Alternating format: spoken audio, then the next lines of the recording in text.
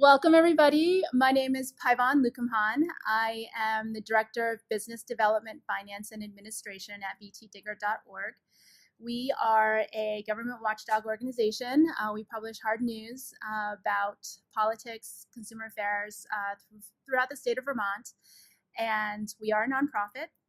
We were established in 2009, and right now we have a newsroom of about a dozen and growing reporters, and a business staff of about seven folks. So I was asked to do a talk about diversifying revenue, lessons learned, things like that. So hopefully this kind of touches that. And never done this before, so I think I'm open to questions. If y'all want to just ask questions too as we go along, that's cool. So when I was thinking about revenue, I got to a bunch of conferences, right? And I was like, you know what, people, when they talk about revenue, they don't talk about the finance part of revenue. They just talk about all the things that you can do to like bring in money. But so I just wanted to do a little financial evangelism for a second and say, for me, when I look at revenue and diversification, I always look at the financial story, because that tells a person about what your organization is about. So this is, I have to apologize for the fuzzy graphics. So if you're looking at the financial story, what are the main characteristics, contributors to your story? What are you looking to gain? What does this mean to motivations? And what do they stand to lose? That's how I look at it. We have a story about Digger. I'm going to show you just a little bit. And I won't get into the weeds on this, but so for us, this is how I organize a financial report when I'm presenting to our board for internal use. So we organize it based on what the two big contributors to our revenue. We have charitable gifts, because we're a nonprofit, and so that is a big function of what we do. Is we raise money based on our mission, and people like to give us money because they really value what we do. So that is a big contributor to our finances. And then the other part is services. It's earned income. It's very transactional. Some people don't even care about what we do, but they care about what we can deliver for them. So those are the two main components. And then underneath that is the diversification. Those are the characteristics that make up those contributors to our budget. And so you can ignore the numbers because this is really old stuff. But so the charitable gifts and the earned income, and how do they contribute to the bottom line? So we have a base budget, and we have this growth initiative that we have going on. So it helps us to organize, well, it helps me to organize. If I'm putting effort towards a charitable gift fundraiser, is that going to growth? Is it going to base? So it helps to organize the goals in my head. So on this example, earned income via underwriting, media partnerships, and events, that's all just contributing to base, so that I'm not wasting my time knowing that I'm trying to get something to contribute to the growth budget or not. And then expenses. It tells us what our priorities are in spending. So when we're fundraising, we can talk about what our priorities are in spending. And for us, it's mostly personnel and program, which is the travel and public records and the website expenses. So it's just a little rundown of how I like to look at when we're talking about revenue. What are we actually going for? What's it contributing to? And what's our end goal? So enough about that. These are graphs from that Tim Griggs put together in the Shorenstein report. And so just a brief introduction in case you haven't read it. Digger has been around since 2009. Our readership has grown steadily over time for a number of different reasons. We spiked in 2016. We picked up a lot of national stories, and we are at, as of 2017, 269,000 unique monthly users. And that has corresponded with some fiscal growth. And this is an example of the diversification that we've been able to institute organizationally. And so that purple bar that you see in 2017 is major gifts, and that actually contributes to our growth fund. So this is a little bit of a mixed base and growth example, but it just shows you that we have a lot of fiscal growth, but that's also supported by a lot of staff growth, which is super, super important. And I really can't stress enough that the more money you make, the more people you need to handle it. So as I said, we have a little bit more than a dozen folks in our newsroom. And it has been something that Anne, our executive director, has focused on, is beefing up our newsroom. We now have the state's largest core of news reporters in the state, with the largest core of State House reporters in Vermont.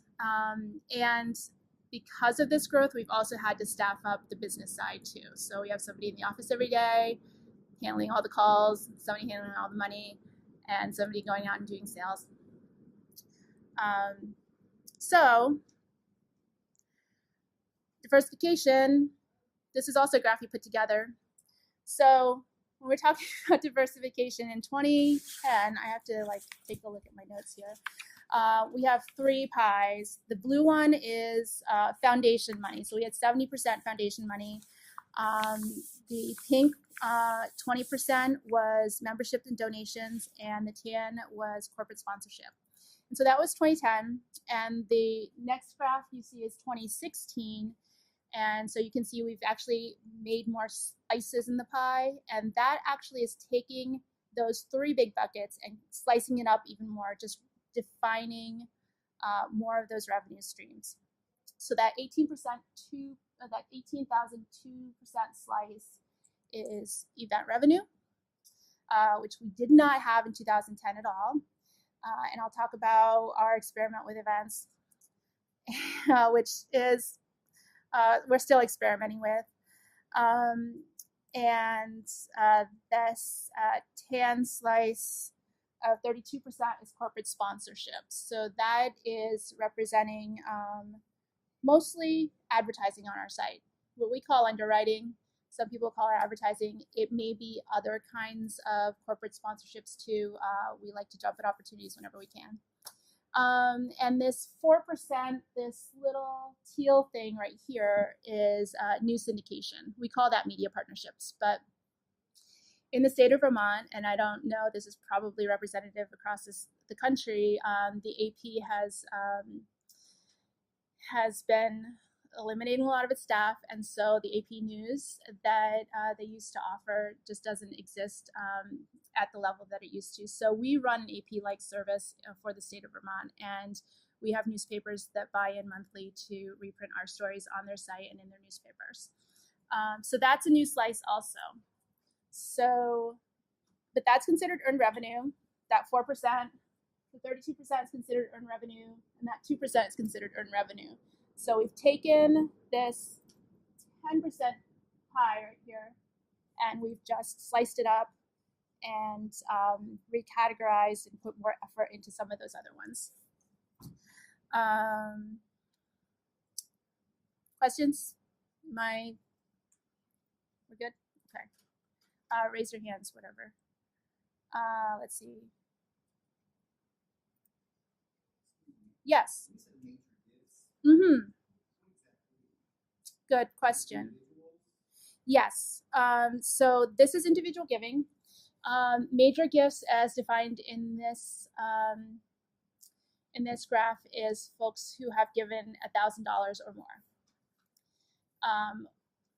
per year. So the reason this one is really high in 2016 is because we had an individual donor give us $200,000 in that one year.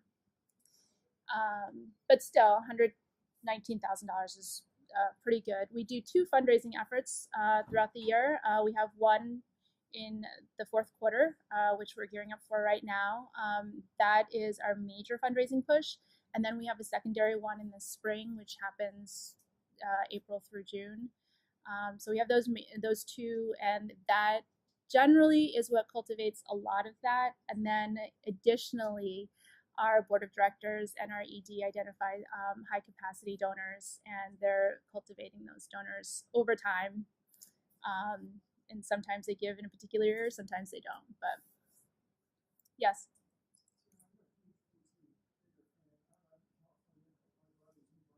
Uh-huh. Oh, thank you.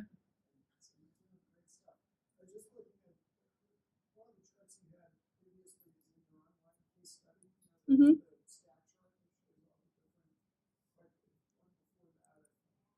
Yes.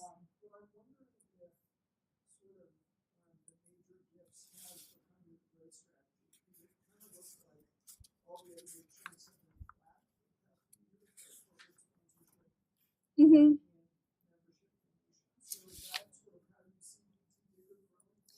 Um, that's a good question. And the major gifts area, we are planning to have be a limited time effort. So let me just tell you about it. Our growth funds, that you can think about that, is in 2016. So what's outlined in that red box is the fact that we had a major donor who gave us that $200,000 in 2016. What he did is we were very lucky to have this opportunity. He challenged us to raise $5 million within 5 years, and he was going to pony up the first million over the course of 5 years.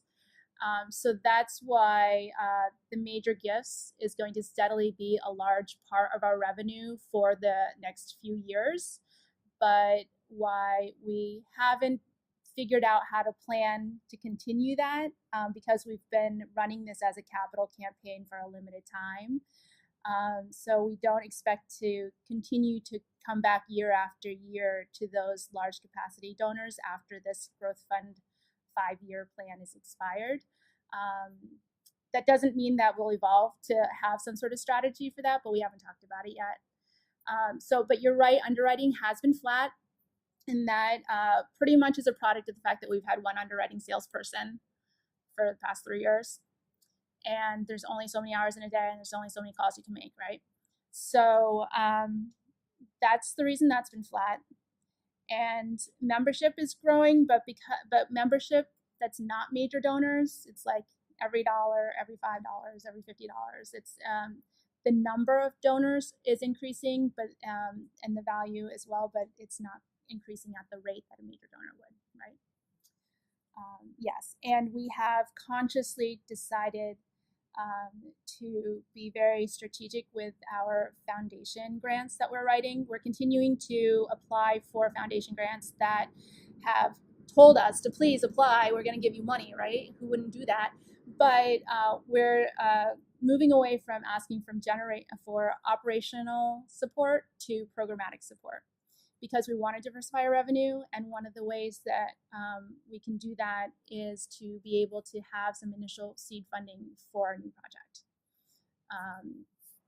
to get it off the ground, or to fail miserably. I don't know. We haven't yet failed miserably, but it's a lot easier to take a risk when you have somebody funding the initial part of it. Does that answer your question? Great. Okay. Yes, it's one of my later slides. We actually, we're going through a transition right now in our sales team, and our longtime underwriting salesperson just left as of the other day. It was her last day. And so we have hired 2 people, one to replace her and one to add onto the team. So they're going to be out in the field making the calls, and then we hired an inside salesperson who's going to do end-to-end support for that team, and also handle our calling it DIY self-serve portal right now. We just launched a self-serve underwriting portal for those underwriters that don't want to take a meeting with us, but they want to advertise with us anyway. So it's just submit it, give it to us. And so she's going to do that trafficking reporting for that stuff. And then when we roll out other features that we have in the pipeline for obits, for jobs, classifieds, all that stuff, she's going to handle that too. So we've already been developing this feature, but we just hired the person who's going to handle that. So yeah, so now we have 3 folks doing that. In addition to Anne, who's our ED, she does everything, and she does like to do some of these large sponsorship calls as well. Okay, so events, you could see in the graph, we didn't do very well in 2017, and so that's one of the pie slices that we really want to focus on, but we haven't organizationally figured out how to do it. And one of the things, so I'm just going to give you a life lesson: create a business plan for your events if you want to make money on them, because 2017 is just representative of the fact that we did a lot of community events that were not focused on generating revenue. And so that so the learning from that is maybe let's not do events if we can't find the money to fund them, because it's very challenging. So one of the things that we really liked about doing events, and we just did one last night, which is gubernatorial forum for the state of Vermont, is that it really engages our community. It gets us out from behind the screen and do face-to-face interactions. It definitely is a revenue opportunity. Sometimes it's harder to sell, but it's super staff intensive, and we haven't figured out what an acceptable margin is for us for an event. So that's kind of that's our learning there. So the gubernatorial event we just did last night was free ticket, open to the public. The next two forums that I've got for this election season, they're free ticket. So we do this all on Eventbrite. But I also have a ticket that's ticket plus a donation. So we got one donation so far. I'm hoping to get a few more. So that's an experiment that I'm doing. We had a speaker come last year, Warren Strobel, journalist from Washington. He gave a talk. We did the exact same thing. We had free ticket, and we had free ticket with donation, and we made like $400 from donations. So it's worth experimenting with. So we are hoping to do a paid ticketed event next year, and that's something that not sure how that's going to work out, because part of our mission is to have free accessible news for folks. So that's kind of a fine line that we're trying to figure out which ones are justifiably paid tickets and which ones necessarily need to be free. But we do a lot of sponsorships, so that's just an easy way to get out in the community and to get our name out there and to be aligned with something that's informative, that generates a discussion in our community. So we've done that, and part of our sponsorship agreements have been that we will sponsor if you buy a little bit of advertising on our site. So the gubernatorial forum that we did yesterday was at the historic Paramount Theater in Rutland, and they are buying an ad package with us for the rest of the year. So that's so we got to plaster their logo all over everything, and it's also generating revenue for us. Yeah.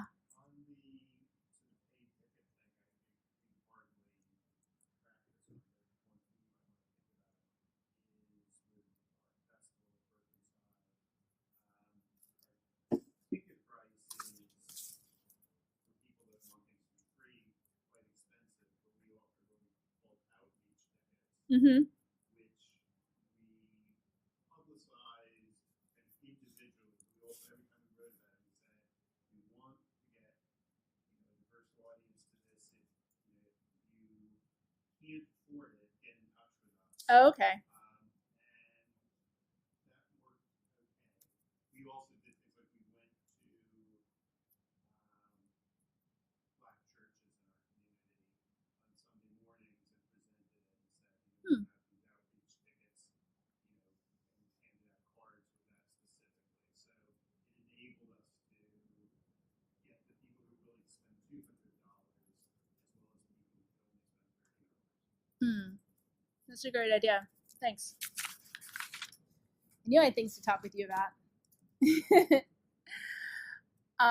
So another slice of that pie that was new is media partnerships. It's also, I think in the report he references it as syndication. So media partnerships is where we're fulfilling our mission by filling that gap in the news media landscape in Vermont. And so one of the challenges that we've been having is working with a limited market, because there's only so many newspapers in Vermont that are going to buy your product. There's only so many of them that can afford to. And so one of the things that's helped us to be able to increase this revenue line is making sure that we are actually not giving it away for free, except if it's on our site, because everyone can get it for free on our site. But if you're going to publish it somewhere else, you have to pay for that. And we think it's fairly affordable. A lot of small newspapers, and we work with a bunch of different ones. There's one that only wants us for legislative coverage, so they only buy for a quarter of the year. There are some that, and that we have reciprocal print relationships with, so we'll take some of their stories and put it on our site. It gives them more traffic and more exposure for their stories as well. So we try to work with everyone who wants to publish our stories in their paper. And one of the ways that we've been able to do this, especially in southern Vermont, is, so a couple years ago we decided, we need to fill the gap in southern Vermont. How do we do this? We applied for a grant, we got one, just to seed that bureau.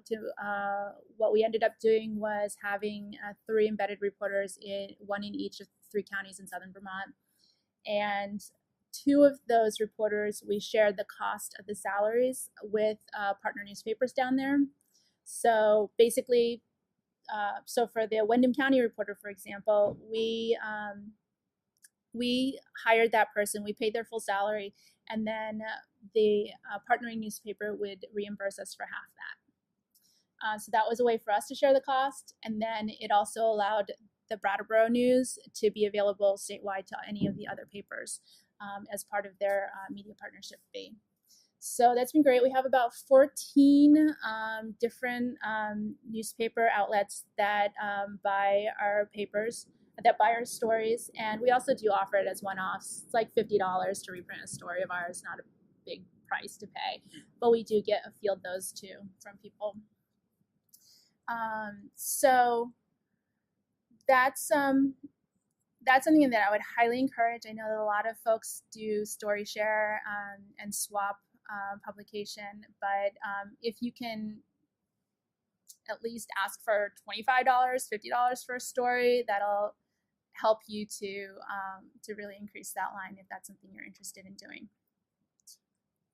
So this is for newspapers, and the permissions we give for them online is if they're going to publish our stories online, it has to not be behind a paywall, because our stories are not behind a paywall. We want everybody to be able to read them. So that got us to thinking, like, are we capped at $65,000? Because that's all the newspapers there are in Vermont.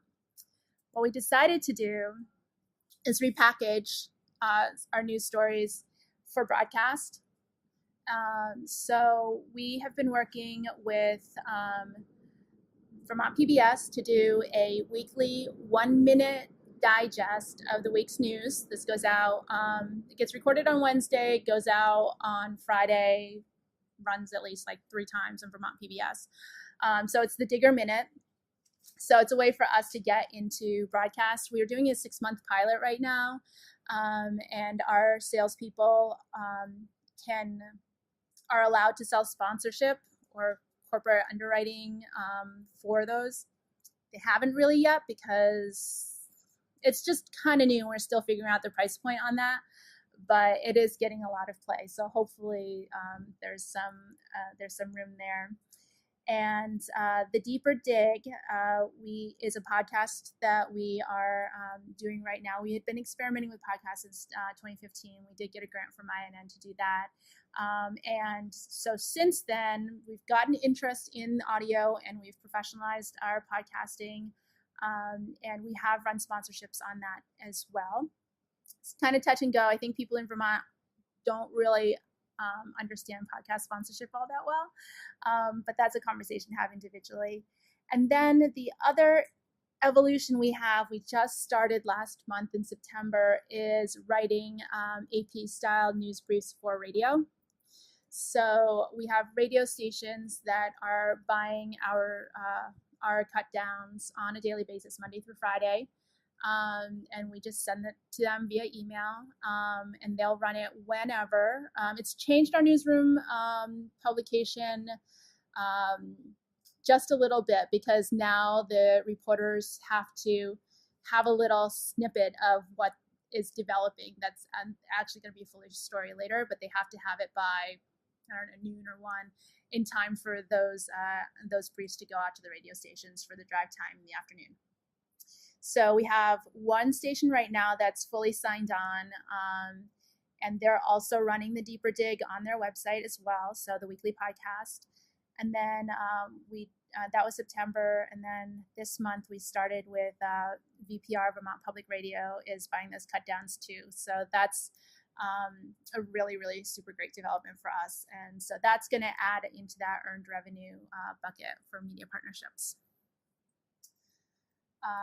So definitely expand to where all the news is. And that was also one of the visions that Anne has. We haven't like fully figured it out yet, but part of our mission of getting into the news deserts where news doesn't actually typically occur is we want these news briefs to eventually be able to be read by the on-air talent on country radio stations and on classic rock stations where you don't actually hear the news that much, to kind of just be able to, for those listeners to get some news during their day. We're close to getting a partnership with one of those stations. And as Tim says in his write-up, treat email like gold, because it is. So, and I was putting this together, I was like, email's a loss leader. And then I was like, wait a second, but it's not. So we've been having this discussion internally about having your loss leader. And a loss leader is like Walmart speak, right? So you have the thing that you sell that everyone wants at discount, and then you upsell them on things that are not on discount, that are on premium. So we've been treating our run of site advertising, the stuff that you see on our site right now. We've been looking at it as the loss leader. It's the thing that brings people in the store, and then you sell them everything else. So email is a loss leader for the charitable giving bucket. It's free. Anyone can sign up for it. We don't have a subscription yet. But it's premium for our corporate underwriters. So you don't just get it when you walk in the store. You have to ask for it. You have to be sold it. And it comes with a price. So email is, we have opt-ins everywhere. We take signups at our events. We have every single story pretty much has an embed in the story. We've got it on the right rail on the site. We've got a little pop-up when you're done reading the story. We've got a Facebook lead generator on our Facebook instant articles. So we're generating about 2 to 5 dozen emails a week from those various different techniques. So we're at about 22,000 email subscribes right now. And I just noticed that you said 2017 and 2017. I don't know what that's about. I'm gonna have to call them. But we're at 22,000 subscribers in our overall email subscription list, and we run about 6 ads in every daily Digger email.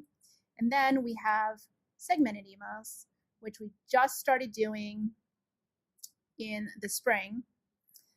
So we have these, so people can sign up for the politics email or the education email, depending on the story category within the story, so you can just sign up. So we just launched a full week's worth, like this week. Every single day, there's another topical email that comes out, and this one only has 1 ad in it. And so this is a new sort of line of advertising that our salespeople can sell now. And so this is the business email that came out this morning, and all it is just an RSS feed. Like, there's no curation at all, except for the advertising. So our politics email, which we started out in February, has over 1,000 signups. We haven't even promoted it yet. So that's a diversification strategy we have that's in service to our readers, but also going to be a premium for our sponsors. So the ways that we use email is in terms of charitable giving. It's all about donor cultivation, and then they get they get the fundraising messages during our fundraising time. And so it's a way to do mass communication with our readers. And then for the earned revenue side, we are working on these segmented emails. We're trying to customize so that the ads don't seem out of place. So we'll do, we have this Howard Center in our healthcare email as well, because they're a healthcare organization. We'll do a political ad in the politics email, so that there is exclusive sponsorship and they own that. We also have a sponsored spotlight section in our daily email that is a premium. It's not always completely 100% sold, but it's there. And it's also a value add for event sponsorships, because we do send out the event blasts as well. So they get extra bonus for that. So we're definitely working our email list.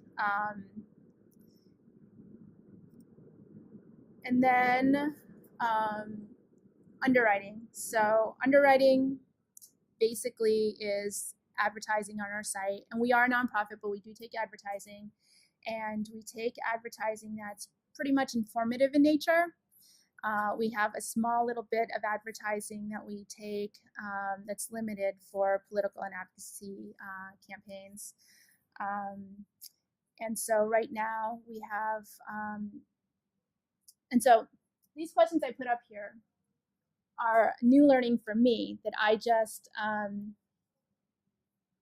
that I was exposed to at a workshop down in Austin. Someone was talking about how do you sell your value? How do you determine what your value is? And so these questions were new to me, and in thinking about how do you relate what the value is of your business. And so in what ways are you saving your clients time, money, or stress? So that was a good exercise for me. And I was like, okay, how are we doing that? Well, we are saving our clients time by having this self-serve underwriting portal that I was telling you about. People can just go to the site and plug it in, and they don't even have to talk to anybody. And it's also stress-free. So that's a way for us to be able to talk about that when we're messaging our promotions on this self-service portal. And the other way to talk about value that this person was talking about was in less transactional but more emotional. And in what ways are you helping them to feel confident, engaged, or contributing to a cause? And so that's how we talk about sponsoring our forum that we did the other night. So we're plastering their logos up there, but this is a way for our sponsors to feel engaged with their community by sponsoring this really great event. And then the same thing can apply to charitable giving. In what ways are we saving our donors time, stress, or money? We can be your go-to news source. You don't have to go anywhere else.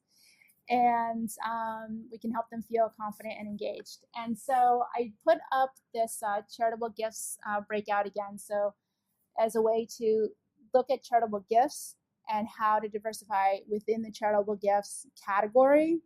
So board gifts, we only added in 2015. We added that because we wanted to concentrate on improving that portion of our charitable giving. Under donations, we added monthly donations in 2017 because we wanted to really focus on improving that bottom line. And so it's a way for us to keep focused on it. So these are pretty much the diversification strategies that we have in place right now, and in sort of like a big bucket way. And then I just tossed up this because if you want answers to those questions, why not just ask the people who give you money, right? So we have been, we collect testimonials with every single online donation. So the success page, yeah, you've donated money, also has a button to say, please submit your testimonial. So we collect them throughout the year, and then we deploy them strategically when we are fundraising in any of our marketing materials and stuff like that. It's been super, super helpful to have these in our back pocket because our community can speak better about what we do than we can, I think. So I'll just plow through the rest of this stuff. The more money, more problems. We have so big learning for us is to write down and document all your processes, especially because we're in a digital age that is changing so much. I had an office manual that I had my intern write 2 years ago. Has to be completely rehauled now because we've improved our systems, we've improved our efficiencies, software's changed, etc. And then the other thing in terms of hiring in the business office is it's been really helpful for us to really be specific about what we're hiring for, so that we can ask the right questions at the interview and draw out those skill sets, but also be able to have somebody really focus and deep dive. So we just hired a finance manager, for example. I've been doing the finances for the last few years, but this person can spend full time like looking at projections and our budgeting process and making suggestions, things like that, that I just didn't have time to do because I was doing a lot of other things. So this is just a breakout of our growth from 2015, from having 4 staff people to 2018 having 7 staff people in our business side. So it's just an example of how we've restructured the office for those different roles. So we're diversifying our roles within the business office as well. So I want to leave room for questions if you have any. Some things I thought about in terms of doing some business development is that one thing that we always like to do is to adopt a newsroom mentality. So you got to be on deadline, search out your opportunities, have a nose for news or have a nose for where the money might be, but also be able to spin it to anybody you need to talk to. And perfect, we don't always wait for perfect to roll something out. So that underwriting portal, for example, had a bug in it that we didn't know about until somebody tried to use it and we had to fix it. So another takeaway that I have is that ideas take time to develop, which we all know, and business plans take time to develop. So I think in this report, Tim talks about how we're going to launch our obits portal, which I was actually working on last year when I was here at the conference and doing all this research. And we still haven't launched it yet because we're still working out the business plan, and then it's evolved to have all these other ideas. So it takes time. We're always like, why can't we do it already? It's because sometimes you're just not ready. So which is why we just launched that segmented email for politics and healthcare and all those other things. We just did that this week, but we've been wanting to do it for like a year and some. It just takes time. So one of the things in our business office that we're always aware of is everybody's budget cycle. Our budget cycle right now, we're really trying to close in our budget goals. In terms of sales, we're really trying to nail down the big renewals and the big accounts so that we can meet our budget. But a lot of our accounts also have different budget cycles. So launching the self-serve underwriting portal at this time was key because right now is when the campaigns are having their budget cycles come through, all the political campaigns. And so this makes it super easy for them to do that. And, hospitals, their budget cycles in Vermont start in October.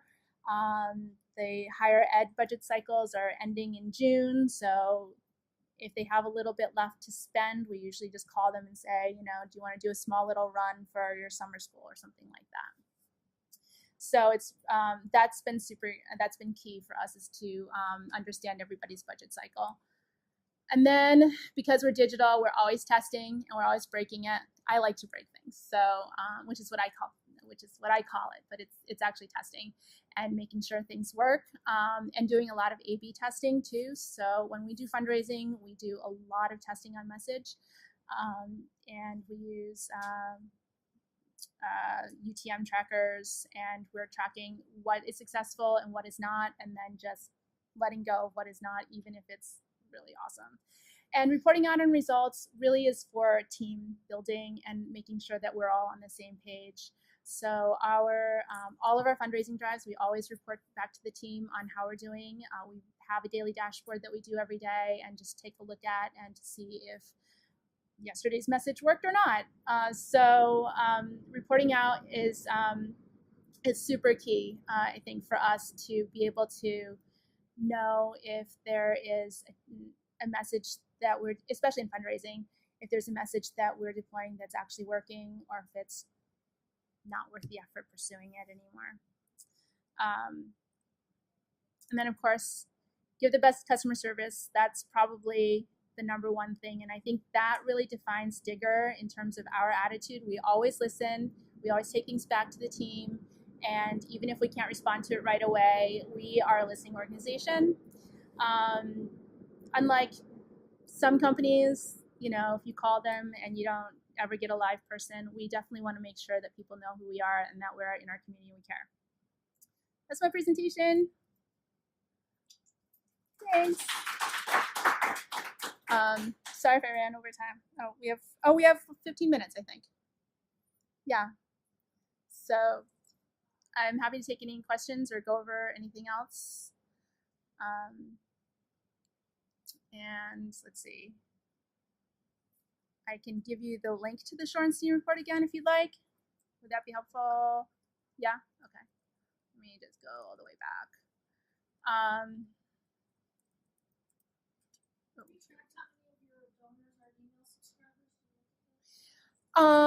Well, so here's the breakdown. We have 220 unique monthly readers on our site. We get this from Google Analytics. And we have about 22,000 email subscribes. And we have 2,000 active donors. So most of those people are on our email list, but I don't have an exact number for you. Yeah, we have about 80% of the donations that we take during our fundraising drive come from our donation portal. So that's why we continue to do the email pushes, and we use SumoMe and other sort of posts on our site to continue to get people to remind them that we're to donate, and they do it online. So yeah.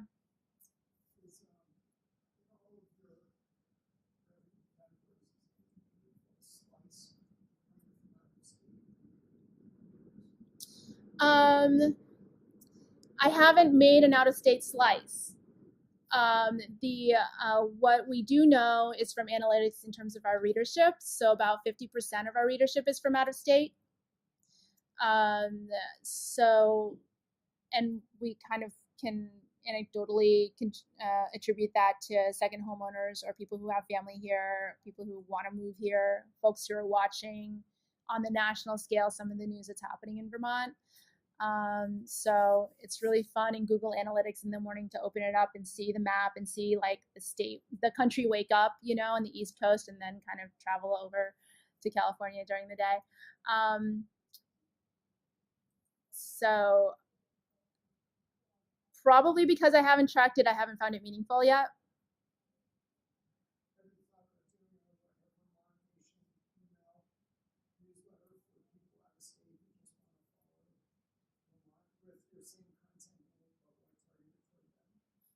I hadn't thought about that. I'm gonna write that down. We have talked about expanding some of our sections. So doing a travel section at some point. We'd like to do recreational. We'd like to do food, real estate. So there's so much potential, but like how much can we get done? We are expanding right now our business coverage. We just hired a business reporter who's just dedicated to that. And so that's going to add to the hard news that we do. That's just more business kind of interviews with CEOs and some of that sort of stuff. And hopefully that will help us to build out the business section. Hopefully that will help us to build out jobs section. So there's we like to phase things as well. So this is the first phase, is to concentrate on the news and get people to come in regards to that. And we do have the business email. So I think travel's in our sights, but like I said, it takes time to develop things. So I don't know. We keep talking about it. Maybe it'll be a few years out.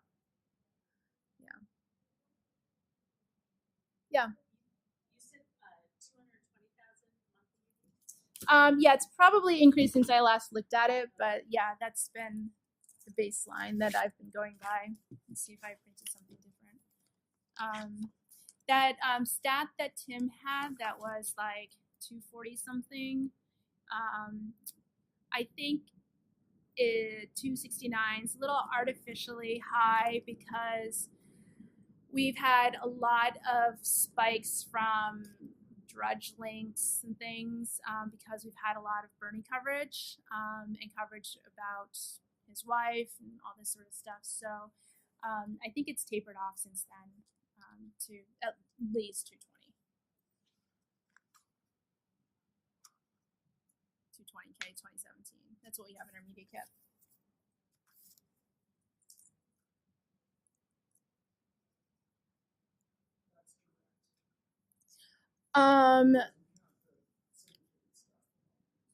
That's right.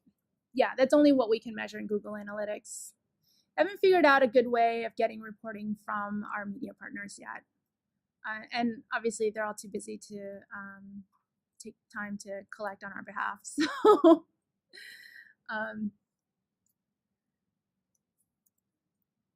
yeah. Let's see. I'm sorry. I'm going to go back to there.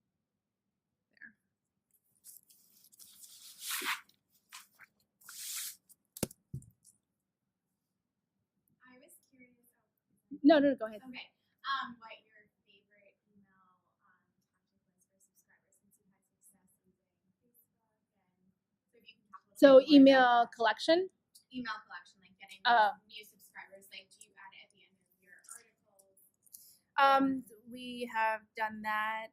My favorite is one that we just did because it's super sneaky.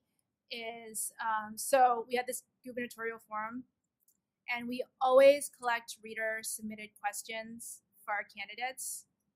And so I don't know if I can get the form up here, but so basically your name, your town, your question, your email, little disclaimer, you're going to get the Daily Digger if you don't already, and then little radio buttons. I'm going to watch this event, live stream, in person, blah, blah, blah. And so they fill it in. People love to fill in forms, and we get tons of emails that way. So it's really an email collection and reader engagement exercise for us. I mean, the editors don't need any help coming up with questions for these candidates. They know what they're doing. But now we have a ton of emails. Yeah. So I have 2 more forms going.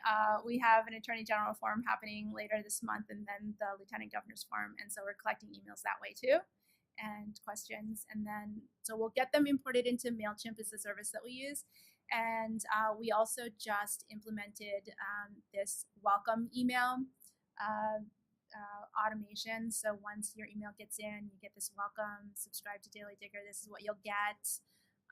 So we manage the expectations. You're going to get some fundraising from us, but then you'll get all this other cool stuff too. So that's so we just added almost 100 new emails off of that. Yeah.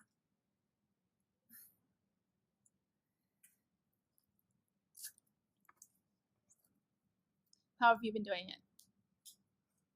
We just added an exit overlay. So as given an exit intent, we paused it like over the last day or two just because there's a lot more ads that we've been testing. But I think the exit overlay works really well, but not as high as I thought that we would have collections.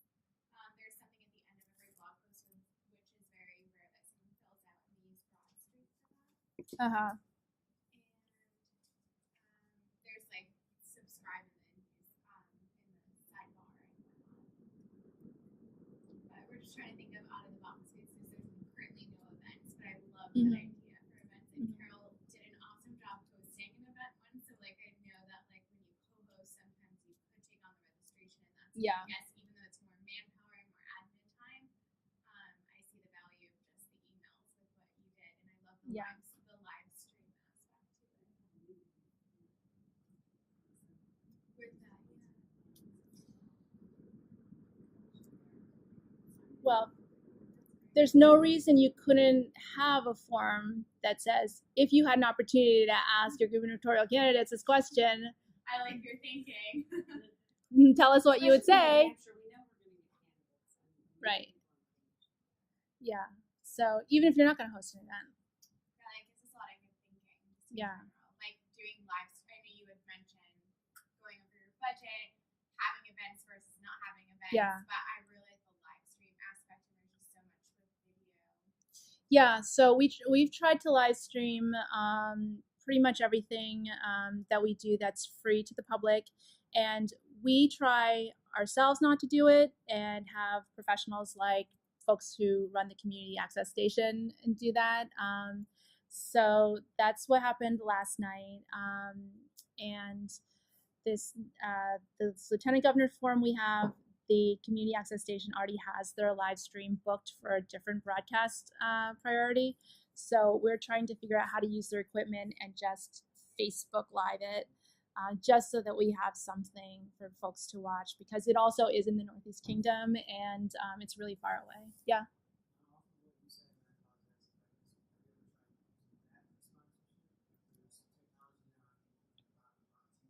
Mm-hmm. We haven't yet, only because we haven't tested it out. So we have done, so last night's event we had sponsors for, and that's just banners on stage and logo in all of our promotional materials. So because we ask other people to host the live stream for us, it requires their cooperation in that, and if they have rules around it. But that is a good idea for when we're hosting our own. Yeah.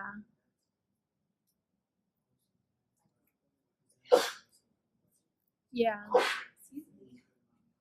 Bless you. Yeah, so we have some video that we've produced, and we are thinking about doing sponsorships on those. We haven't, like, it hasn't been a big priority, and also because the video production we do in house is all news related, isn't sponsor related. So if we had more study video product out, we would probably try to sell it as a package instead of one-offs. Yeah. We're talking about email newsletter lists of events. Mm-hmm. So I can just want to share another example. Yeah. I work for the Lund Business School, we're not supporting local news, but We're by Us, which is a local publisher in Miami, Mm-hmm. profit. They do event listings in their email newsletter, which are terrific. We will give a priority spot in the email newsletter to events. Mm. In exchange that they ask for access to the email list of everyone who signs up, they will get the subscribers and then they'll add them to the email newsletter list. So people Nice. people putting on the event get sort of highlighted promotion, and it's a pretty low manpower. Mm-hmm. We've actually had some interest in doing some lead generation, hosting some lead generation on our site. We haven't done it yet, but so we have a telecommunications company that was interested in having a page on our site that like their ad would direct to that. So it's hosted on our site, and it would say, sign up here, give us your email, sign up to find out more information about this sponsor's product, which is super easy. It's just like a gravity form that you put on a WordPress. So there is interest in that, and I would love to do it, especially if we could also retain all of those emails too, and add them onto our list. The other thing they do that I think is brilliant is there's like a community event space. Uh-huh. They will promote their events in exchange for when you sign up for free Wi-Fi at the event. Mm. Put in your email and check off that you want to be added to the email list as well. So Oh, cool. think about ways where people feel like already feel comfortable. Yeah. With their email address. They are very aggressive about who and it's a balance. So they are very proactive about making sure people are opting in and saying, hey, we signed up for this registry. Some services that no longer yeah, they're very aggressive. They do not. It's better for them. Yeah. I get annoyed when people add me to lists that I'm not interested in. Yeah. As a consumer myself, so. Yeah, you don't want. Yeah.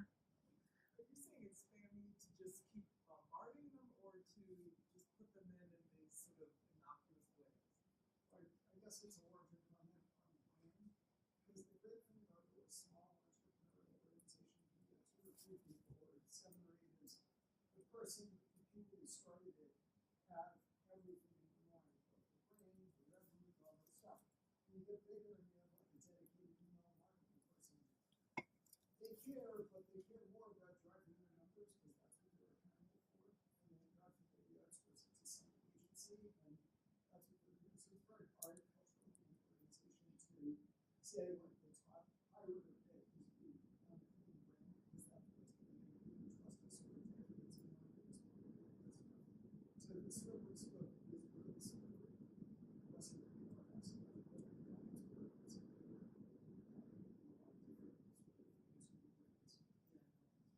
and especially for journalism, where you're trying to sort of put yourself up there as this kind of high signal to noise. We're not about pitching products to you, we're about teeing up the news in a high integrity way and facts and being trusted.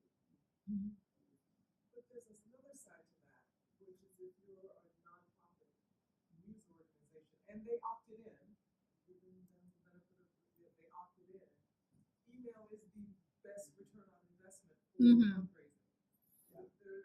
It's a numbers game. And ProPublica, highly respect. I mean, you can't get any higher respect in terms of journalistic integrity. Their email blasts around fundraising are aggressive because there is a direct correlation between the number of times you send an email and the return on investment. And so it's very metrics driven. So if someone opts in, again, it's one thing to trick them. I'm not talking about that part, but if they opt in, that is how you get the results. Right. In fact, think about it. How many times when we personally get emails out, you get the 15 emails, and then 16th one is I opened that one, right? Something about that one appeals to me, right? And even though I got 15, I just ignore. I see it, but I really don't see it. It's like, what? But I opened the 16. Yeah, exactly. And I could buy something, right? But their email is proven to be the best It is. return on investment from a fundraising standpoint. And we also, totally push people to get email subscriptions. Should also think of the timing that you're doing.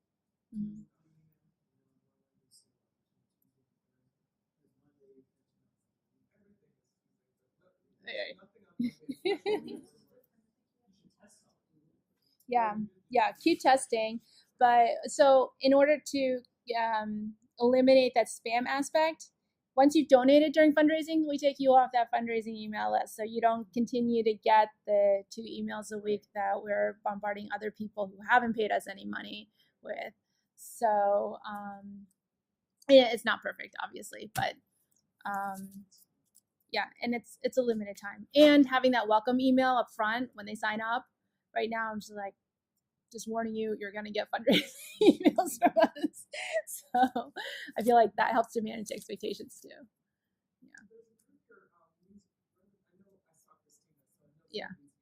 What they suggest is don't wait till you're ready to ask people for money. Like you say welcome and then they don't hear anything from you and then you ask them for money. They suggest building a relationship with them over time before you. They kind of the analogy they have is to the dating cycle. They say you don't go on a date and then hook up. Well, we know that people do that, but they're like you go and you go out to dinner. You court the person before you get to that stage. It's the same kind of process in the individual. It's like you're sending your sizzle. Hello, maybe to the office you might send donuts or something. Like, hey, we wish you have the best.